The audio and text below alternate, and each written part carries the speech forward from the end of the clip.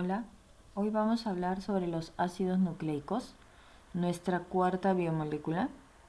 Hemos visto en temas anteriores sobre los glúcidos, lípidos y proteínas, que son biomoléculas las cuales nosotros incorporamos a nuestro organismo a través de la alimentación. Pues justamente estos tres principios inmediatos van a permitir que los ácidos nucleicos puedan sintetizarse y puedan realizar funciones vitales en los seres vivos. Bien, los ácidos nucleicos, que es el término con el que actualmente se le conoce, antiguamente o en épocas anteriores, cuando fue descubierta por Friedrich Miescher, era llamado nucleína porque era una estructura que se descubrió dentro del núcleo. En la mayoría de estudios o repeticiones experimentales que se realizaron, se encontraron dentro del núcleo. Pero también se encontraron en el citoplasma, básicamente en el citoplasma de la mitocondria y de los cloroplastos, lo cual nos indica que fue observado tanto en bacterias o virus, que fue en realidad la parte inicial, como en plantas. Bien, con respecto a la constitución química de esta biomolécula, por ser una biomolécula es un polímero por naturaleza, el cual está conformado por monómeros, y estos monómeros vienen a ser los nucleótidos.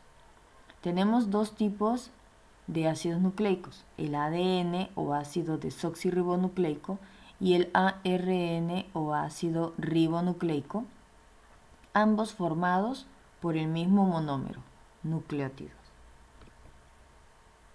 Con respecto a las bases nitrogenadas, recibe el nombre de base nitrogenada porque tiene un pH básico y posee nitrógeno en abundancia. Estas bases nitrogenadas pueden tener origen en las pirimidinas o en las purinas. Como ustedes observan en la imagen, las pirimidinas tienen un solo anillo, mientras que las purinas tienen dos anillos de 5 y de 6 carbonos.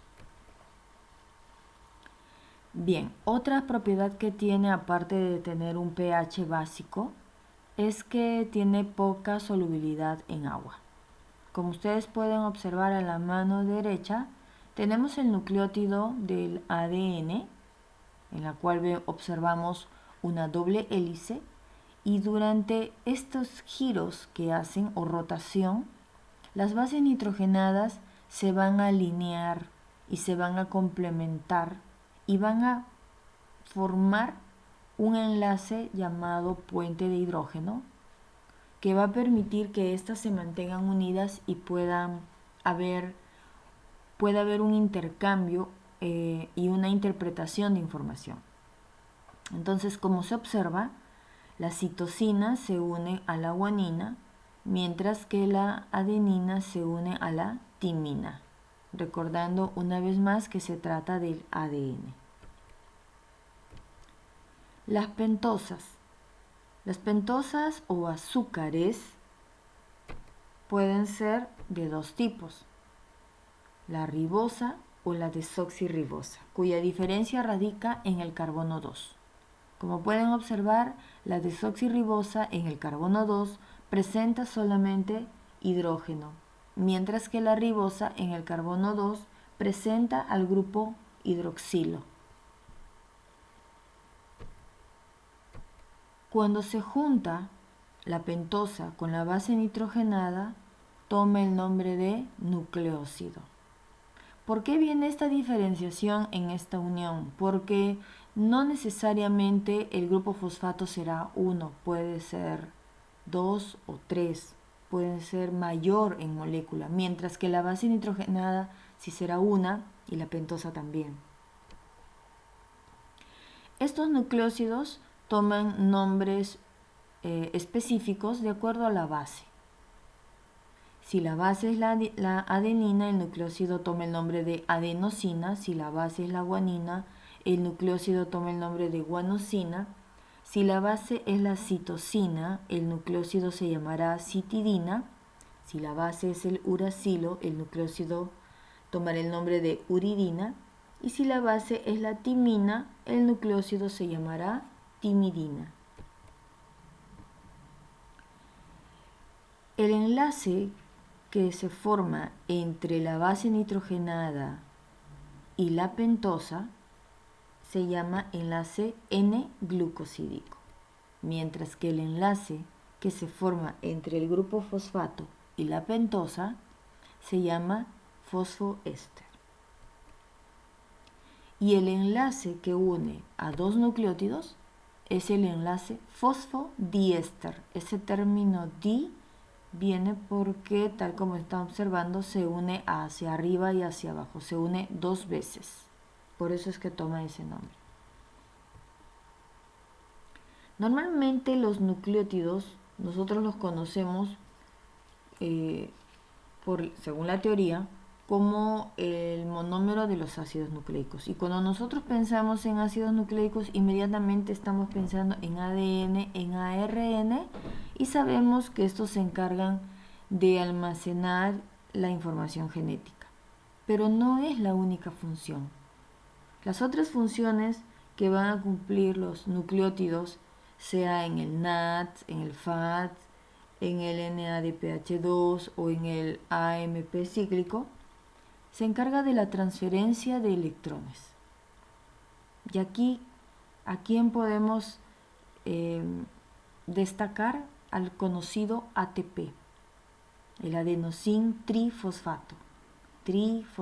Y como observan hacia la derecha, ese nucleócido se une a 3 grupos fosfatos.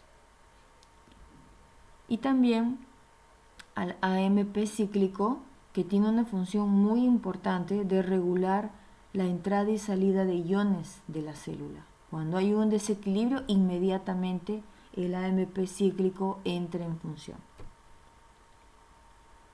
Bien, aquí nuevamente vemos los enlaces. Cuando los enlaces se dan, se produce la reacción de condensación para la formación de este enlace de naturaleza covalente. El ADN, sabemos todos nosotros que se va a encargar de almacenar información, de permitir que ésta se transmita de generación en generación, pero también tiene algunas particularidades. Cuando uno analiza el ADN, sabemos que este está en el cromosoma, dentro del núcleo, pero está de manera condensada, está junta. Entonces, cuando se va a interpretar o se va a hacer la lectura, necesitamos que se descondense, que se desenrolle como si fuese una madeja de lana, una madeja doble, porque es una doble hélice, y esta se va desenroscando o desenrollando para poder ser interpretada la información que almacena. Pues esta función de desenrollamiento la permiten las proteínas, básicamente las histonas. Por eso es importante la presencia de proteínas en nuestro organismo. El ADN está formado por 2 cadenas antiparalelas. Una se lee de arriba hacia abajo, la otra se lee de abajo hacia arriba.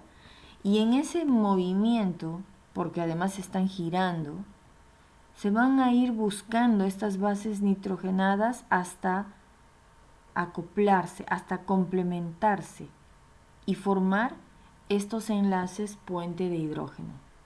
La adenina se unirá a la timina mediante un enlace puente de hidrógeno doble, también se le llama covalente doble, pero en realidad es un enlace puente de hidrógeno, mientras que la citosina y la guanina lo hará mediante un enlace triple.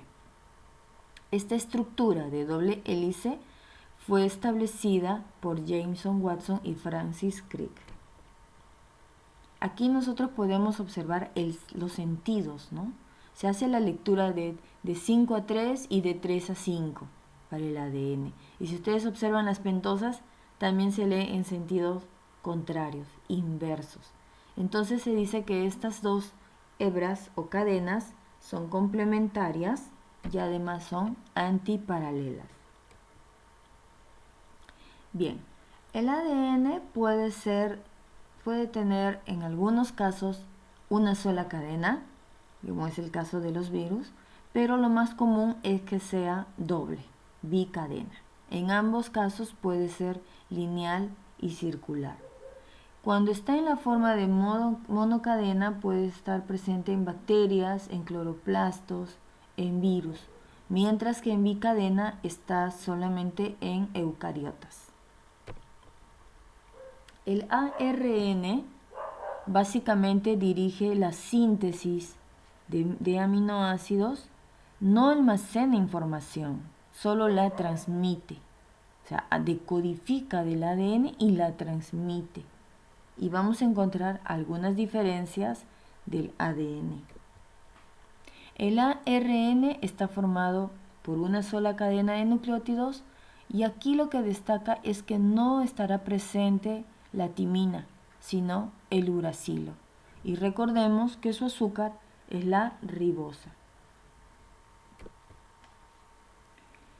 Existen 3 tipos de ARN, eso es lo común.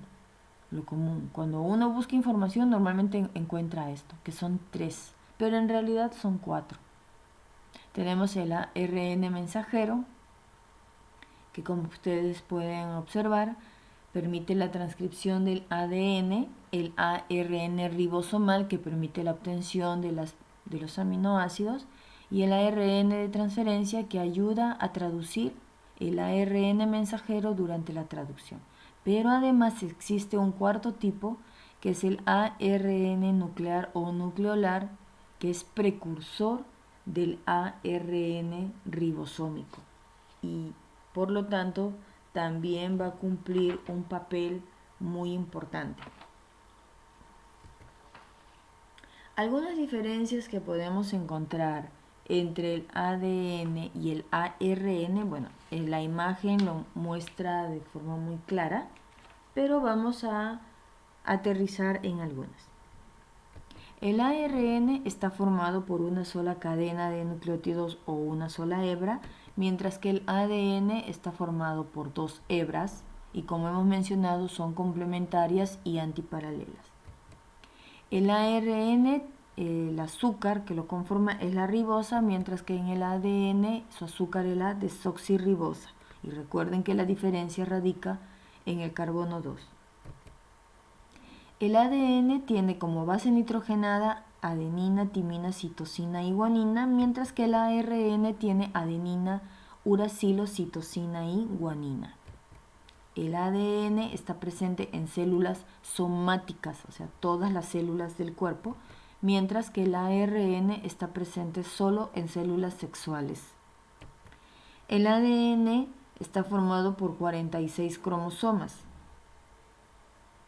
que se ordenan en 23 pares, mientras que el ARN está conformado solo por 23, lo cual explica el espermatozoide tiene 23 cromosomas, el óvulo tiene 23 cromosomas y cuando se realiza la fecundación y se forma el embrión tendrá los 46 cromosomas, que es el número de cromosomas de la especie humana.